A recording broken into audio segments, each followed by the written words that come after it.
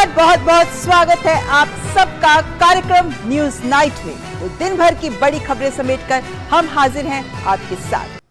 तो आइए देखते हैं ये खबरें विस्तार से। प्रधानमंत्री नरेंद्र मोदी ने इंदौर में आयोजित मध्य प्रदेश स्टार्टअप संगोष्ठी में वीडियो कॉन्फ्रेंसिंग के माध्यम से हिस्सा लिया। पीएम मोदी ने इस दौरान मध्य प्रदेश स्टार्टअप नीति का शुभारंभ किया। प्रधानमंत्री ने मध्य प्रदेश स्टार्टअप पोर्टल की भी शुरुआत की, जिससे स्टार्टअप इकोसिस्टम को प्रोत्साहन देने में सुविधा होगी। संगोष्ठी में स्टार्टअप इकोसिस्टम के विभिन्न दिग्गजों ने हिस्सा लिया, जिनमें सरकार और निजी क्षेत्र के नीति निर्माता, इनोवेटर्स, उद्यमी, निवेशक, परामर्शदाता और अन्य हितधारक शामिल हैं। इस दौरान प्रधानमंत्री ने कहा कि 8 साल में देश में स्टार्टअप की दुनिया बदल गई है। आज 8 वर्ष के इस छोटे से कालखंड में भारत में स्टार्टअप्स की दुनिया ही बदल चुकी है। आज हमारे देश में करीब 70,000 रिकॉग्नाइज्ड स्टार्टअप्स हैं। आज भारत में दुनिया का तीसरा सबसे बड़ा स्टार्टअप इकोसिस्टम है। हम दुनिया के सबसे बड़े यूनिकॉर्न हब्स में भी एक ताकत के रूप में उभर रहे हैं। आज औसतन 8 या 10 दिन के भीतर भीतर भारत में एक स्टार्टअप यूनिकॉर्न बन जाता है, यूनिकॉर्न में बदल रहा है। और साथ ही इस अवसर पर प्रधानमंत्री ने कहा कि देश में 2014 के बाद प्रो स्टार्टअप नीति आई है। नई उमंगे हो, इनोवेशन का जज्बा हो, तो उसका प्रभाव साफ नजर आता है। और उमंग ने तो इस प्रकार का भाषण भी दे दिया आज। आप सबसे मुझे जो बात करने का अवसर मिला और जिन्होंने इस बात को सुना होगा, वो पूरे विश्वास के साथ ये कह सकता है कि आज देश में जितनी प्रोएक्टिव स्टार्टअप नीति है, उतना ही परिश्रमी स्टार्टअप नेतृत्व भी है। इसलिए देश एक नई युवा ऊर्जा के साथ विकास को गति दे रहा है। तो स्टार्टअप्स को आगे बढ़ाने को लेकर प्रतिबद्ध केंद्र सरकार। बढ़ते हैं आगे। हमारी विदेश नीति में पड़ोसी देशों का विशेष स्थान है। इसी सोच को आगे बढ़ाते हुए सोमवार को प्रधानमंत्री नरेंद्र मोदी पीएम बनने के बाद की अपनी 5वीं नेपाल यात्रा पर नेपाल का दौरा करेंगे। यात्रा के दौरान पीएम मोदी लुम्बिनी में अन्य कार्यक्रमों के साथ साथ पवित्र मायादेवी मंदिर में पूजा अर्चना भी करेंगे। साथ ही दोनों देशों के प्रधानमंत्रियों के बीच द्विपक्षीय बैठक भी होगी। नेबरहुड फर्स्ट भारत की विदेश नीति का सबसे अहम हिस्सा। भारत अपने पड़ोसियों को लगातार प्रमुखता दे रहा है। इसी कड़ी में प्रधानमंत्री नरेंद्र मोदी 16 मई यानी सोमवार को बुद्ध पूर्णिमा के अवसर पर नेपाल का दौरा करेंगे। नेपाल के प्रधानमंत्री शेर बहादुर देउबा के निमंत्रण पर हो रही इस यात्रा के दौरान पीएम मोदी लुम्बिनी की आधिकारिक यात्रा करेंगे। साल 2014 से लेकर अब तक प्रधानमंत्री नरेंद्र मोदी की ये 5वीं नेपाल यात्रा होगी। The visit will, one, add to the positive momentum in our bilateral ties generated by high-level exchanges, including by the last visit of Prime Minister Deoba to India in April. And two, the visit also reaffirms our commitment and demonstrates the priority that Government of India attaches to the neighborhood. Lumbini में प्रधानमंत्री पवित्र माया देवी मंदिर में पूजा अर्चना के लिए जाएंगे। प्रधानमंत्री नेपाल सरकार के तत्वाधान में लुम्बिनी डेवलपमेंट ट्रस्ट द्वारा आयोजित किए जाने वाले बुद्ध जयंती कार्यक्रम को भी संबोधित करेंगे। इसके साथ ही अलग से तय कार्यक्रम के तहत प्रधानमंत्री लुम्बिनी मठ क्षेत्र के भीतर अंतर्राष्ट्रीय बौद्ध परिसंघ नई दिल्ली के एक भूखंड पर बौद्ध संस्कृति और विरासत के लिए केंद्र के निर्माण के लिए शिलान्यास समारोह में हिस्सा लेंगे। यात्रा के दौरान दोनों प्रधानमंत्रियों के बीच द्विपक्षीय बैठक भी होगी, जिसमें आपसी रिश्तों पर विस्तार से चर्चा होगी। In their bilateral talks, the two prime ministers will pick up from where they left off in Delhi just last month. The two leaders will build on their productive conversations in Delhi with a view to further expanding our shared understanding and cooperation in multiple areas, including in hydropower development, partnership and connectivity. प्रधानमंत्री मोदी की यह यात्रा भारत और नेपाल के बीच नियमित उच्च स्तरीय आदान प्रदान की परंपरा को जारी रखेगी। यह यात्रा दोनों ही देशों के लोगों की साझा सभ्यता की विरासत को रेखांकित करती है। राष्ट्रपति रामनाथ कोविंद 15 से 21 मई तक जमैका, सेंट विंसेंट और ग्रेनाडाइंस की राजकीय यात्रा करेंगे। ये किसी भारतीय राष्ट्राध्यक्ष की पहली यात्रा होगी। The Honorable President Shri Ramnath Kovind will pay a state visit to Jamaica and St. Vincent and Grenadines from 15th to 21st of May 2022. This would be the first visit by the head of state of India to these two countries and reflective of our commitment to small island developing states and to the CARICOM, which is the Caribbean community, of which both these countries are members. तो भारत की ओर से पहले राष्ट्राध्यक्ष जो इन 3 द्वीपीय देशों की यात्रा कर रहे हैं। बढ़ते हैं आगे। जम्मू कश्मीर में कश्मीरी पंडित राहुल भट्ट की हत्या और शुक्रवार को पुलवामा के गुडारू इलाके में कांस्टेबल रियाज अहमद की हत्या के बाद सरकार ने सक्रियता दिखाते हुए आतंकियों की मदद करने के आरोप में कई सरकारी कर्मियों के खिलाफ कार्रवाई की है। साथ ही विस्थापित कॉलोनियों और कर्मचारियों की कॉलोनी के बाहर सुरक्षा कड़ी कर दी गई है। तो वहीं आम जनता में इन घटनाओं को लेकर पाकिस्तान के खिलाफ रोष स्पष्ट दिख रहा है। जम्मू कश्मीर में चल रही विकास की बयार और एक के बाद एक आतंकवादियों के खिलाफ हो रही कार्रवाई से बौखलाए आतंकवादी संगठन अपनी हरकतों से बाज नहीं आ रहे हैं। आतंकी संगठनों ने जहां गुरुवार को बड़गाम जिले के चाडूरा इलाके के तहसील कार्यालय में घुसकर कश्मीरी पंडित राहुल भट्ट की हत्या कर दी, तो वहीं शुक्रवार को पुलवामा के गुडारू इलाके में कांस्टेबल रियाज अहमद को भी आतंकवादियों ने गोली मार दी, जिसके बाद अस्पताल में इलाज के दौरान उन्होंने दम तोड़ दिया। शहीद पुलिसकर्मी को पुलवामा में जवानों ने श्रद्धांजलि अर्पित की। हमारा कांस्टेबल जो है छुट्टी पे घर आया हुआ था और अपने एक 4 साला बच्चे को स्कूल छोड़ने के लिए घर से बाहर निकला था। सुनसान सड़क पे अपने को बस का इंतज़ार कर रहा था, जिस बस में उसका बच्चा स्कूल जाता है। उस मौके का फ़ायदा उठा करके 2 लोग बाइक पे आए और कायराना हरकत करते हुए उन्होंने इस पर अंधाधुंध गोलियां चलाईं। बड़गाम जिले के चाडूरा इलाके में गुरुवार देर शाम आतंकवादियों ने तहसील कार्यालय में घुसकर कश्मीरी पंडित राहुल भट्ट की हत्या कर दी थी, जिनका शुक्रवार सुबह बनतालाब जम्मू में अंतिम संस्कार कर दिया गया। इस मौके पर जम्मू के वरिष्ठ अधिकारी, बीजेपी के वरिष्ठ नेता और भारी संख्या में स्थानीय लोग मौजूद रहे। गुरुवार देर शाम 2 आतंकवादियों ने अचानक तहसील कार्यालय में घुसकर वहां काम कर रहे राहुल भट्ट पर अंधाधुंध गोलियां बरसानी शुरू कर दी थीं। वारदात के बाद मची अफरा तफरी में आतंकी मौके से फरार हो गए थे। गंभीर रूप से घायल राहुल को तुरंत उनके सहयोगियों ने महाराजा हरि सिंह अस्पताल पहुंचाया, जहां उपचार के दौरान उनकी मौत हो गई। दिवंगत राहुल भट्ट के पिता ने पूरे मामले में निष्पक्ष जांच की मांग की है। उन्होंने बताया कि आतंकी उनके बेटे का नाम पूछते हुए दफ्तर में घुसे थे। हम बोलते हैं कि इंक्वायरी हो, सही कमीशन बैठे, इसमें सही पता करे कि ये कैसे हुआ, क्यों हुआ। थाना 100 फुट की दूरी पर था थाना, सिक्योरिटी भी, तहसील की भी कोई सिक्योरिटी होगी। घटना के बाद सभी विस्थापित कॉलोनियों की सुरक्षा बढ़ा दी गई है। बड़गाम के शेखपुरा के साथ ही अनंतनाग और उत्तरी कश्मीर में रह रहे कर्मचारियों की कॉलोनी के बाहर सुरक्षा कड़ी कर दी गई है।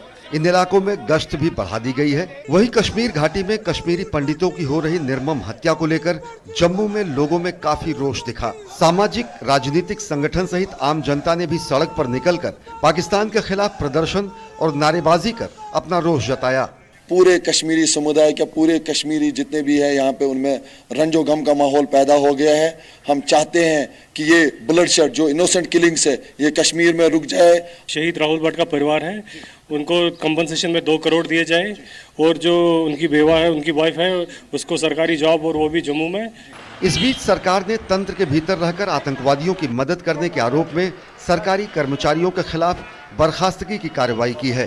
गौरतलब है कि सुरक्षा बलों द्वारा जम्मू कश्मीर में आतंकवादियों के खिलाफ लगातार कार्रवाई जारी है। घाटी में आए दिन सुरक्षा बलों और आतंकवादियों के बीच मुठभेड़ की घटनाएं सामने आ रही हैं, जिसके बाद उन्हें करारा जवाब मिल रहा है।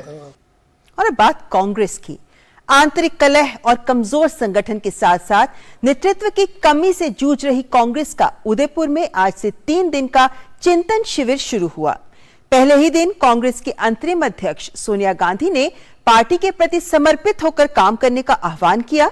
बीजेपी ने इस पर हमला बोलते हुए कहा है कि वंशवाद से मुक्ति पाए बिना कांग्रेस की चिंता चिंतन शिविर से दूर नहीं होगी। कांग्रेस की समस्याओं का समाधान क्या दे सकता है ये चिंतन शिविर, इसी पर है सबकी नजर। 2014 के बाद से ही तमाम चुनावों में कांग्रेस को मिल रही हार और पार्टी के अंदर से नेतृत्व के खिलाफ उठ रही आवाजों के बीच शुक्रवार से राजस्थान के उदयपुर में कांग्रेस का 3 दिन का चिंतन शिविर शुरू हुआ। कांग्रेस के अंतरिम अध्यक्ष सोनिया गांधी ने शिविर का उद्घाटन करते हुए पार्टी कार्यकर्ताओं को संदेश दिया कि देश को पार्टी से बहुत उम्मीदें हैं और इसे पूरा करने के लिए सभी सिपाहियों को पूर्ण आत्मविश्वास, ऊर्जा एवं प्रतिबद्धता के साथ काम करना होगा। हमारा पुनरुत्थान सिर्फ विशाल सामूहिक प्रयासों से ही हो पाएगा, और वो विशाल सामूहिक प्रयास ना टाले जा सकते हैं, नहीं टाले जाएंगे। यह शिविर इस लंबे सफर में एक प्रभावशाली कदम है। सोनिया ने कहा कि पार्टी ने हमें बहुत कुछ दिया है, अब समय है कि हम पार्टी के प्रति समर्पित होकर काम करें। उन्होंने कहा कि हर संगठन को जीवित रहने के लिए बदलाव लाने पड़ते हैं, हमें भी सुधारों की सख्त जरूरत है। जाहिर है कांग्रेस सुधारों की बात कर रही है, जिसके लिए पार्टी के G23 समूह के नेता लगातार मांग कर रहे हैं। कांग्रेस के इस चिंतन शिविर के बहाने बीजेपी उस पर हमला कर रही है। इस देश ने कांग्रेस और कांग्रेस की संस्कृति को समाप्त करने का संकल्प लिया हुआ है, और जब तक कांग्रेस वंश भेद से स्वयं को मुक्त करने का संकल्प और चिंतन नहीं करेगी, तब तक ऐसी चिंतन बैठकें होती रहेंगी और चिंतन की बजाय चिंता बढ़ती जाएगी, और चिंता से चतुराई घटती हर कोई जानता है। तो कांग्रेस का चिंतन, चातुर्य और चिंता सब जो है अनावश्यक और व्यर्थ साबित होने को। कांग्रेस के शिविर को मिशन 2024 के लिए तैयारी के तौर पर देखा जा रहा है। यहाँ पार्टी के नेता सोनिया गांधी के नेतृत्व में संगठन को मजबूत बनाने को लेकर संवाद कर रहे हैं, लेकिन जानकार इस पर भी कई सवाल उठा रहे हैं। दरअसल 5 राज्यों में करारी हार के बाद कांग्रेस पार्टी में नेतृत्व को लेकर लगातार सवाल उठ रहे हैं। पार्टी कांग्रेस माने गांधी परिवार की सोच से अलग नहीं हो पा रही है। पार्टी के अंदर से सवाल उठ रहे हैं, तो यूपीए के अंदर से भी कांग्रेस पर लगातार सवाल उठ रहे हैं। हालात ये है कि कांग्रेस का साथ छोड़ कई क्षेत्रीय दल थर्ड फ्रंट के लिए पहल कर रहे हैं। ऐसे में सवाल यही है कि क्या कांग्रेस को इस चिंतन शिविर से कोई नई राह मिल पाएगी, या फिर कांग्रेस का पुराना ढर्रा ही बरकरार रहेगा। शैलेंद्र मिश्र के साथ। तो स्पष्ट है कि कांग्रेस के सामने कई बड़े सवाल हैं। क्या उनका जवाब तलाशने के बाद उन पर काम भी करने को तैयार रहेगी कांग्रेस? तो ये देखना होगा कि इस शिविर से चिंतन कितना गहरा हो पाता है कांग्रेस का, और इसी से जुड़ी चर्चा हम कार्यक्रम में आगे भी आपको दिखाएंगे, और साथ ही आपके सामने कुछ बड़े बिंदु भी रखेंगे कि किस तरीके से कांग्रेस पिछले कुछ सालों में कांग्रेस का क्या हश्र हुआ है और क्या बड़े चुनौतियां हैं कांग्रेस के सामने, जिन्हें पार पाकर ही वो आगे बढ़ सकती है। तो बने रहिएगा हमारे साथ, हम न्यूज नाइट में आगे करेंगे इसी विषय पर चर्चा। फिलहाल एक और खबर। भाजपा अध्यक्ष जेपी नड्डा ने हिमाचल के कुल्लू में एक जनसभा में कहा है कि जब हम जनता के पास अपने काम का रिपोर्ट कार्ड लेकर जाते हैं तो जनता एक बार फिर से राज्य में पीएम मोदी की सरकार को देखना चाहती है। क्या कांग्रेस की सरकार 5 साल बाद जनता के बीच जाकर यह हिम्मत रख सकती है कि हमने ये किया है? भाजपा अध्यक्ष ने कहा कि मुझे पूरा विश्वास है कि जयराम जी के नेतृत्व में नरेंद्र मोदी के मार्गदर्शन में दोबारा हिमाचल प्रदेश की जनता भाजपा को अपना आशीर्वाद देगी। भाजपा के राष्ट्रीय अध्यक्ष जेपी नड्डा आज हिमाचल प्रदेश के दौरे पर हैं। धर्मशाला में भाजपा के राष्ट्रीय अध्यक्ष ने धर्मशाला हवाई अड्डा से रोड शो किया और रोड शो में हिमाचल प्रदेश के मुख्यमंत्री जयराम ठाकुर भी उनके साथ शामिल हुए। वाराणसी के ज्ञान व्यापी में यथास्थिति बनाए रखने और सर्वे पर रोक लगाने की मांग पर सुप्रीम कोर्ट ने सुनवाई से इनकार कर दिया है। कोर्ट ने कहा है कि हमें इस मामले की अभी कोई जानकारी नहीं है, ऐसे में तुरंत सुनवाई नहीं कर सकते। वकील हुजैफा अहमदी की ओर से सर्वे पर रोक लगाने की मांग की गई थी। इस पर शीर्ष अदालत ने कहा कि बिना पेपर देखे हम कैसे सुनवाई के लिए लिस्ट कर सकते हैं और फिर कोर्ट ने पेपर देखने के बाद इस मामले में सुनवाई पर विचार करने की बात कही है। आपको बता दें कि सिविल जज सीनियर डिवीजन रवि कुमार दिवाकर की अदालत ने सुबह 8 बजे से दोपहर 12 बजे तक कमीशन कार्यवाही का आदेश दिया है। अंजुमन इंतजामिया मसाजिद कमेटी की ओर से निष्पक्ष न होने का आरोप लगाते हुए एडवोकेट कमिश्नर बदलने की अपील की गई थी। 4 दिन तक चली सुनवाई के बाद उनकी अपील खारिज कर दी गई और कमीशन की कार्यवाही को पूरा कराने का आदेश दिया गया। गुरुवार को एडवोकेट कमिश्नर बदलने की मांग भी खारिज कर दी गई। स्पष्ट किया गया कि अजय कुमार मिश्रा एडवोकेट कमिश्नर बने रहेंगे। उन्हें 17 मई तक कोर्ट में पूरी कार्यवाही की रिपोर्ट सबमिट करनी होगी, तो कमीशन ही कार्यवाही को पूरा करेगा और एडवोकेट कमिश्नर बदलने की मांग को खारिज कर दिया गया है।